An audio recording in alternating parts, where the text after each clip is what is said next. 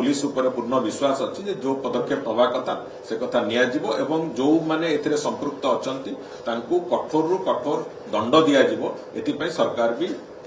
संपूर्ण भाव में मानसिक स्तर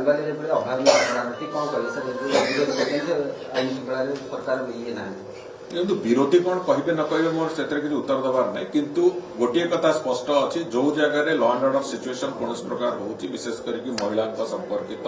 कौन निर्यातना हो कि अशोभनीय आचरण कथा हो तुरंत से बाबद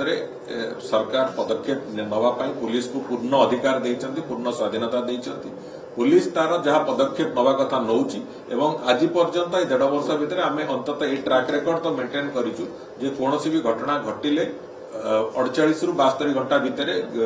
जो दोषी जो आसामी से गिरफ होची एभली एक स्थिति को जाइचु तेणुकरी आमर पुलिस उपर पूर्ण विश्वास अच्छी जे जो पदक्षेप नवा कथा से कथा निया जिवो एवं जो माने एथिरे संपृक्त अछंती तांकू कठोर रु कठोर दंड दिया जिवो एथिपई सरकार भी